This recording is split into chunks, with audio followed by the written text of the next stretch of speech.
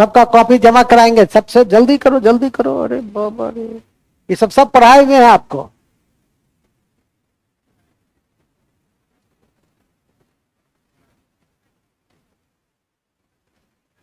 जल्दी जल्दी कॉपी में बनाओ, 10 सेकेंड के बाद हम क्वेश्चन बढ़ा देंगे। उर्सुला वान डेर यूरोपियन आयोग के अध्यक्ष के रूप में चुने गए, उनका संबंध किस देश से है? ये तो अपने आप में क्वेश्चन है, और उसका संबंध किस देश से है इस पर टिक लगा। पहला जल्दी से बनाओ, आगे बढ़ो। दूसरा, अच्छा ये तो बढ़ ही गया। जा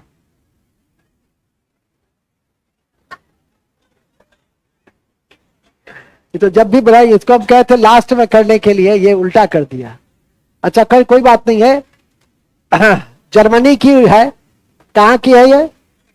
जर्मनी के है। ये गलती हो गई उससे, मुझे लगा कि इसने लास्ट में दिया है, और तुम लोग तो चोर है, देख ही लेगा। तो जर्मनी का उर्सुला बेन, याद रखना कि ये यूरोपियन आयोग की क्या है, फटाक से लिख लो। जर्मनी की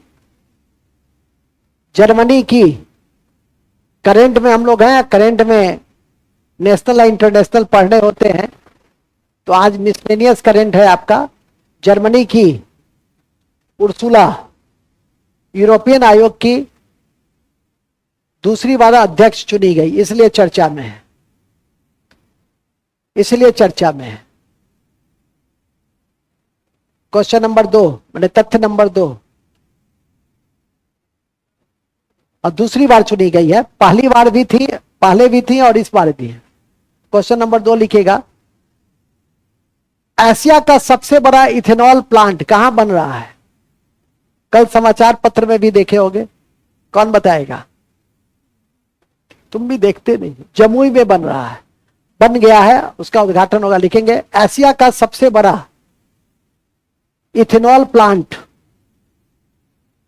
इथेनॉल प्लांट, एशिया का सबसे बड़ा इथेनॉल प्लांट जमुई, जमुई बिहार में खुलेगा। जमुई बिहार में खुलेगा, जमुई बिहार में खुलेगा। मनोज कुमार का नाम सुने हो? कौन है मनोज कुमार? रेलवे के पहले दलित अध्यक्ष, अनुसूचित जाति के पहले अध्यक्ष हैं। तो लिखेंगे मनोज कुमार को हाल ही में रेलवे भर्ती बोर्ड का, मनोज कुमार को हाल ही में रेलवे भर्ती बोर्ड का अध्यक्ष बनाया गया, अध्यक्ष बनाया गया।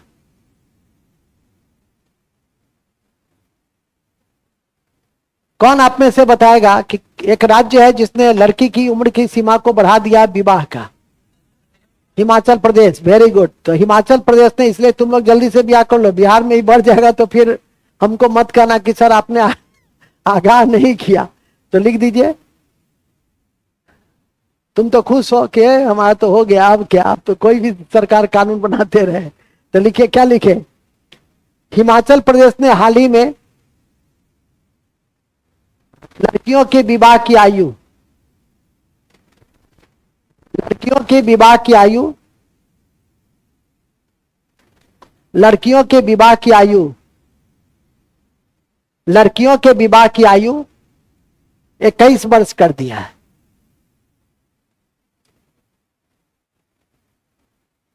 ये इंपॉर्टेंट है। ये कौन है? ये भारत के एम्बेसडर है और बहुत महत्वपूर्ण देश में है, और उसका नाम है राजदूत अमेरिका में है। तो लिखेंगे विनय मोहन कात्रा। विनय मोहन कात्रा को, ये पहले विदेश सचिव भी थे, फॉरेन सेक्रेटरी भी थे। विनय मोहन कात्रा को अमेरिका में भारत का अगला राजदूत नियुक्त किया गया। अमेरिका में भारत का अगला राजदूत नियुक्त किया गया। अगला राजदूत नियुक्त किया गया, इसको याद रखिएगा। 20 जुलाई को अंतर्राष्ट्रीय शतरंज दिवस मनाते हैं। 20 जुलाई को अंतर्राष्ट्रीय शतरंज दिवस मनाते हैं, जबकि 8 सितंबर को जबकि 8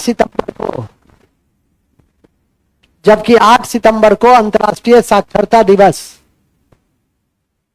जबकि 8 सितंबर को अंतर्राष्ट्रीय साक्षरता दिवस मनाते हैं। अंतर्राष्ट्रीय साक्षरता दिवस मनाते हैं, कल मनाएंगे हम लोग। एक राज्य है जहां राष्ट्रीय भूस्खलन पूर्वानुमान केंद्र की स्थापना की गई है, और वह है पश्चिम बंगाल। तो लिखेंगे हाल ही में कलकत्ता पश्चिम बंगाल में, हाल ही में कलकत्ता पश्चिम बंगाल में, कलकत्ता पश्चिम बंगाल में राष्ट्रीय भूस्खलन पूर्वानुमान केंद्र की स्थापना की गई है। राष्ट्रीय भूस्खलन पूर्वानुमान केंद्र की स्थापना की गई है। पूर्वानुमान केंद्र की स्थापना की गई है।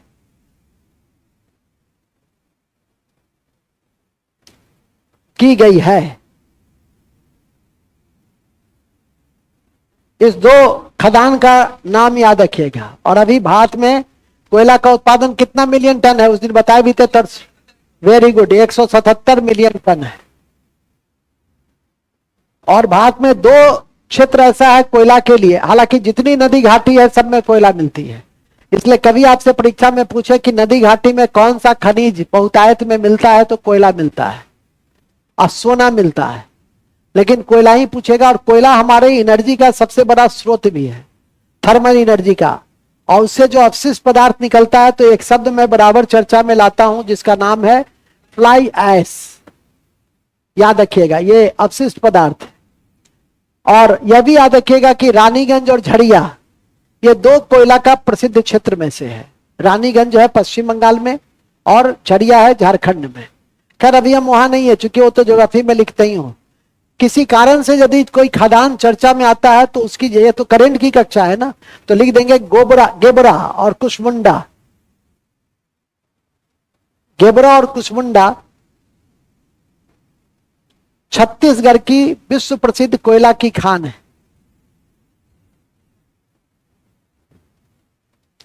गेबरा और कुशमुंडा छत्तीसगढ़ की कोयला की सुप्रसिद्ध खान है। सुप्रसिद्ध खान है, ठीक है, इसको याद रखना। हाल ही में एक देश है रोमानिया, जिसने अपने देश में भूरे भालियों को मारने की मंजूरी दी है। लिखेंगे हाल ही में रोमानिया की संसद ने, हाल ही में रोमानिया की संसद ने 500 से अधिक भूरे भालुओं को 500 से अधिक भूरे भालुओं को मारने की मंजूरी दी है। मारने की मंजूरी दी है। मारने की मंजूरी दी है। कौन सा देश है?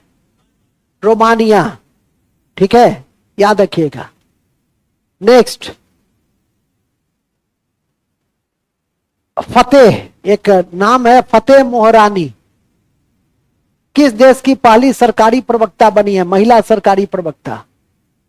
कौन सी देश की? फतेह मोहरानी उस देश की पहली महिला सरकारी प्रवक्ता नियुक्त हुई है। बहुत बड़ी बात है। उस देश का नाम है ईरान। तो लिखेंगे ईरान में, ईरान की फतेह मोहरानी। हाँ, फतेह मोहरानी, मेरी रानी भी लिख सकते हो, कोई दिक्कत नहीं है। मोहरानी ईरान की पहली महिला सरकारी प्रवक्ता, ईरान की पहली महिला सरकारी प्रवक्ता प्रवक्ता बनाई गई है। और ध्यान रखिएगा कि जो भूरा बालू है ये IUCN के लिस्ट में भी है और साइट के लिस्ट में, मतलब इस लिस्ट में वही रहता है जो जिसका संरक्षण आवश्यक रहता है। लेकिन होता है कई बार, जैसे हम लोग क्या अभी 2-3 दिन पहले पेपर में देखे होंगे कि बिहार सरकार ने भी घुड़सवार, क्या होता है जी उसको, नील गाय को क्या कहते हैं, नील गाय को क्या कहते हैं, जंगली घोड़ा, उसको भी मारने के लिए सरकार ने मंजूरी दी है। ठीक है कि नहीं, जबकि वो सब संरक्षित है और बहुत कम संख्या में, लेकिन कुछ जिला में उसकी संख्या बहुत अधिक है। नेक्स्ट, प्रधानमंत्री स्वनिधि योजना के तहत पहले स्थान पे आने वाला राज्य है, लिख देंगे प्रधानमंत्री स्वनिधि योजना, ब्रैकेट में लिख दीजिए 1920, ब्रैकेट में लिख दीजिए 1920। स्वनिधि योजना में प्रथम स्थान मध्य प्रदेश को मिला है, प्रथम स्थान मध्य प्रदेश को मिला है।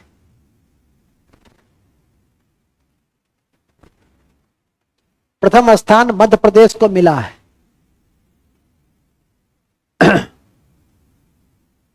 और याद रखिएगा कि इसका जो नोडल मंत्रालय है वो केंद्रीय आवास और शहरी विकास मंत्रालय है। तो लिख देंगे, लिख दीजिए इसका नोडल मंत्रालय, इस योजना का नोडल मंत्रालय, इस योजना का नोडल मंत्रालय, इस योजना का नोडल मंत्रालय केंद्रीय शहरी आवास मंत्रालय, केंद्रीय शहरी आवास मंत्रालय। तो यह किसको लाभ देता है, यह किसके लिए शुरू किया गया? यह जो स्ट्रीट वेंडर है, जैसे आपके यहाँ केला बेचता है, सब्जी बेचता है, उसको सरकार 10,000 रुपया देती है, उसको लाभ मिलता है। लॉकडाउन के समय इस योजना की शुरुआत की गई थी, क्योंकि स्ट्रीट वेंडर की स्थिति सबसे खराब थी, तो इस कारण से इसकी शुरुआत की गई थी। तो 2020 1 जून 2020 याद रखिएगा, नोडल एजेंसी याद रखिएगा, प्रथम राज्य हाल का है, तो इसलिए उसको भी याद रखने का प्रयास करिएगा। ठीक है कि नहीं? अभी ये तो सबको याद ही होगा कि 21 जुलाई को विश्व धरोहर समिति 46वीं सत्र का उद्घाटन कहां हुआ है? नई दिल्ली में हुआ। इसको किसी भी स्थिति में नहीं भूलना है। और भारत का 43वां विश्व विरासत सूची में कौन सा स्थल है? मोइदम। किस राज्य में है? असम में है। और मोइदम का संबंध किस वंश से है? अहोम वंश के कब्रगाह से है। उसको आर्किटेक्चर लेवल पे इतना डेवलप हुआ है कि उसका अनुगोज विश्व के यूनेस्को तक पहुंची, और फिर उसे हमने विश्व विरासत सूची में सम्मिलित किया। किसी दिन मैं विश्व विरासत सूची को लेकर आऊंगा और आपको लिखवा भी दूंगा। फिलहाल तो आप यह लिख लीजिए कि 46वें सत्र की बैठक विश्व धरोहर समिति की, यूनेस्को लिख दो, हाँ, यूनेस्को की विश्व धरोहर समिति की बैठक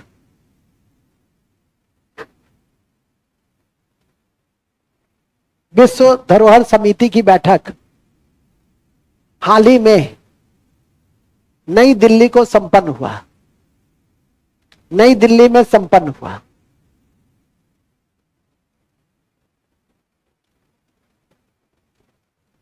इस कड़ी में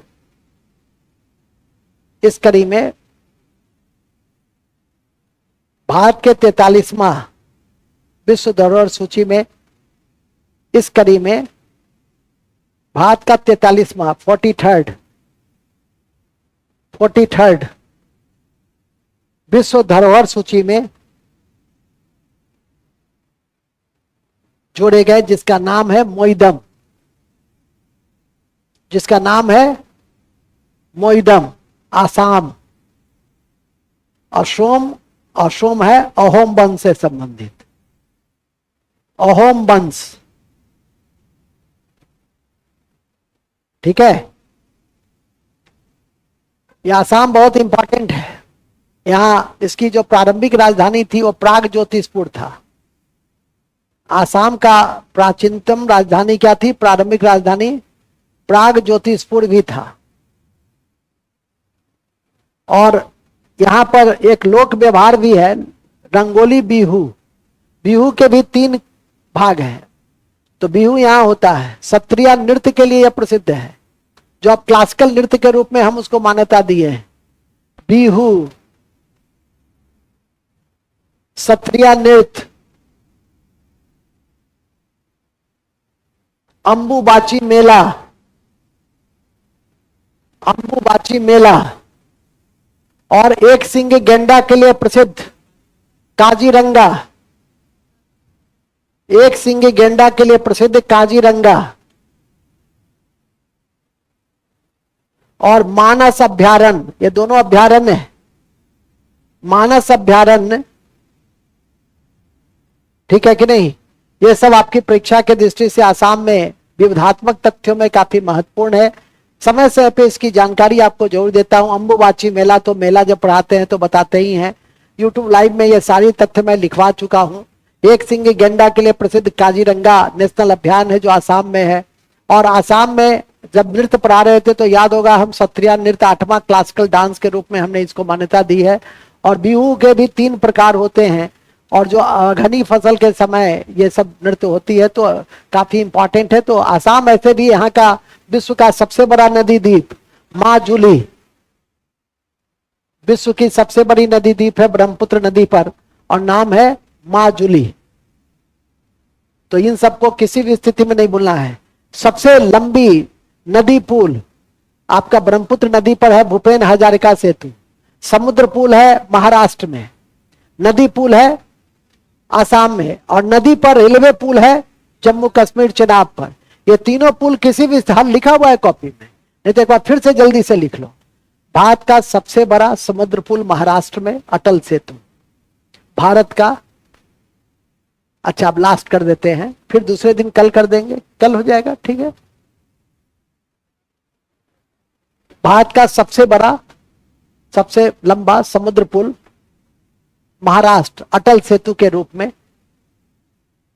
अटल सेतु के रूप में सबसे लंबा समुद्री पुल है, अटल सेतु के रूप में जानी जाती है। अभी हाल ही में इसका उद्घाटन भी हुआ है 2-4 महीना पहले। ये नहीं लिखो, कॉमा। सबसे लंबा नदी पुल, सबसे लंबा नदी पुल कौन है? सबसे लंबा भूपेन हजारिका सेतु ब्रह्मपुत्र नदी, भूपेन हजारिका सेतु ब्रह्मपुत्र नदी। और सबसे लंबा नदी रेलवे पुल चेनाब, और सबसे लंबा नदी रेल पुल चेनाब नदी पर जम्मू कश्मीर में है, चेनाब नदी पर जम्मू कश्मीर में है। जाइए, छोड़िए, अब आप लोग बहुत दुखी हो गए हमसे, ठीक है। ज्ञान अनंत है बाबू, कल हम इसको पूरा कर लेंगे, चिंता मत करो। और आज शाम में आपकी कक्षा है ही 9 बजे से, जो छूटा बड़ा रहेगा उसमें भी कर ही देते हैं। तो याद रहेगा कि आज सुबह, आज शाम में 9 बजे पुनः आपसे मिलते हैं, ठीक है, रात के ऑनलाइन की कक्षा में। तो वो आज है, और आज से आज हमारी मुलाकात पुनः आपके साथ वर्चुअल होगी, ठीक है कि नहीं। तब तक के लिए good day and take care. जय हिंद। आप लोग अब बहुत थक गए।